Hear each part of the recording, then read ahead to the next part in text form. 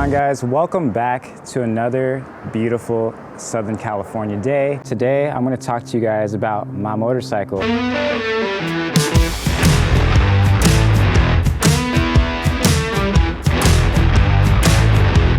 If you're new to the channel, welcome. My name's Tim. I feel like I've gotten most of the key upgrades that I wanted to get on this motorcycle to make it really functional for the type of riding that I like to do, which is commuting, the occasional canyon ripping on the weekend, and the more occasional, the less occasional, longer road trips. Usually do those like 2 to 3 times a year.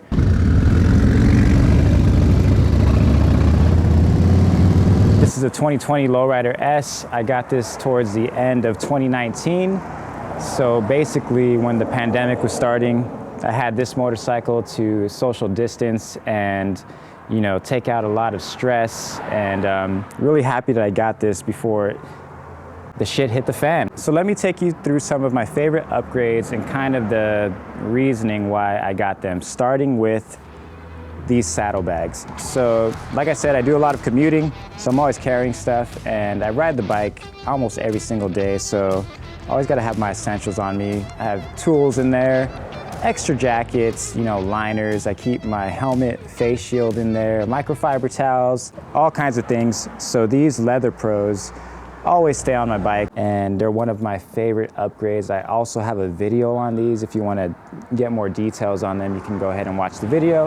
I'll leave the link somewhere up here. My next favorite upgrade has to be this sissy bar, which I always get questions on. This is the Stephen Edward Ritchie sissy bar. He makes custom sissy bars for Sportsters, Softails, Dynas, and different motorcycles, Suzuki's.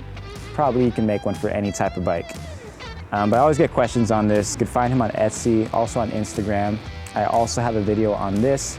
So one of my favorite upgrades has to be this seat from Whiplash Speedco. And this is a 2-up seat. Since Katie likes to come on rides, I had to get something that was more comfortable for her. And the stock seat wasn't very comfortable for me. So after doing a couple long rides, I realized I had to change out the seat.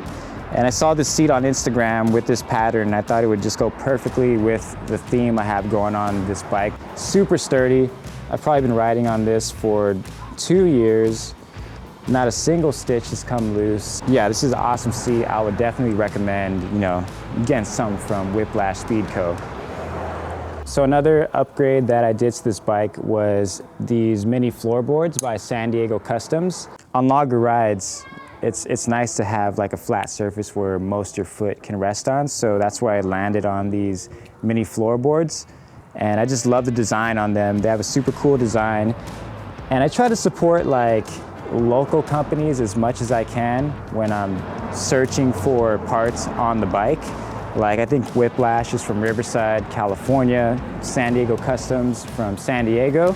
It's got the gold because that's Katie's favorite color, so I got the gold for the passenger side. And the texture on them is very grippy. So when you're going through canyons, you get a really good grip on them. And just for everyday riding, they don't vibrate a lot. They're super smooth. So I definitely love these mini floorboards. A lot of these upgrades kind of tell a story about this motorcycle, and part of that story is my journey on YouTube. I've discovered my passion for making videos as well as riding. One of my favorite stories about this motorcycle is how I got these risers.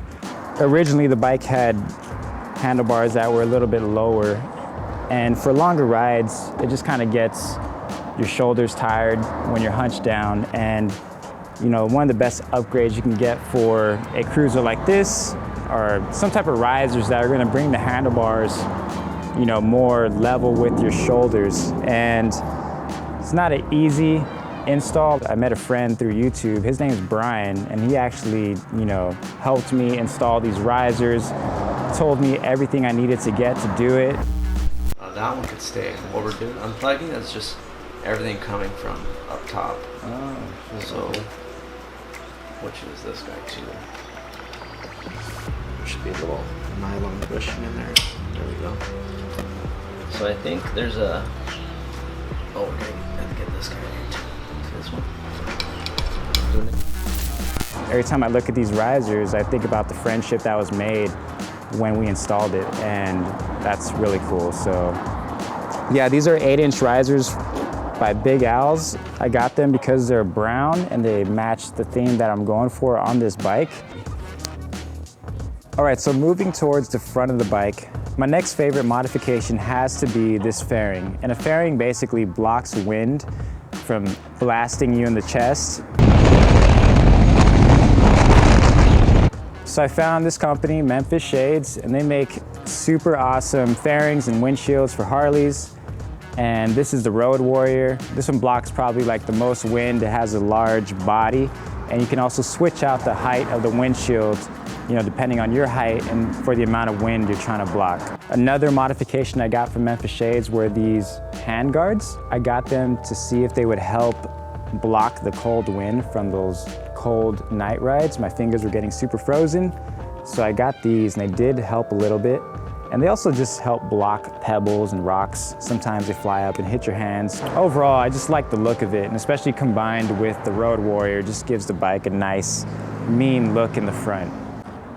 All right, so now it's time to make our way towards the front of the bike and talk about one of my latest and favorite upgrades, and that is my 2-into-1 stealth exhaust and my Zippers 472 camshaft.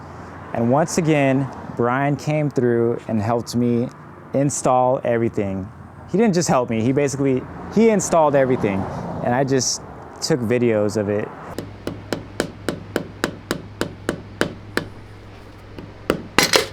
Woo!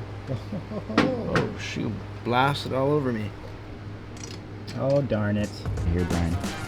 So we're looking at the cam plate. This is the cam plate tensioner. These sprockets will have to come off. We're gonna remove the cam plate.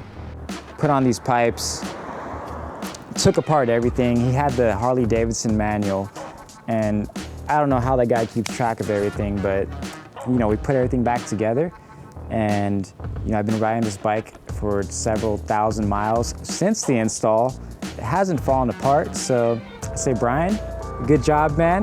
Thank you so much. It definitely gives the bike more of that punch.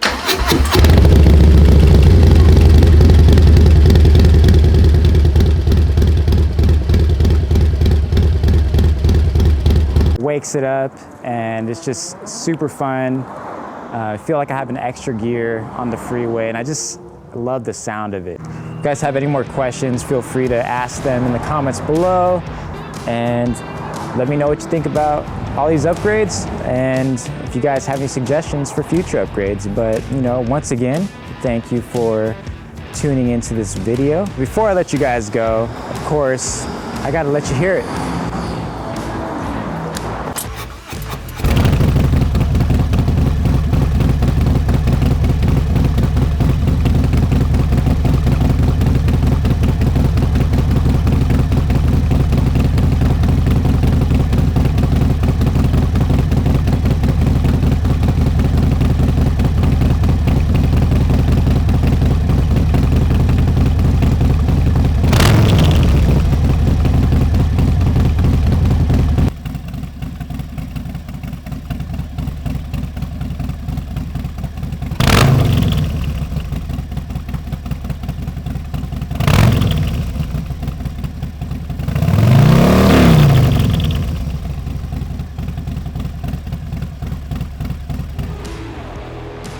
All right, guys, thanks for tuning in. Until next time, ride safe out there. Peace.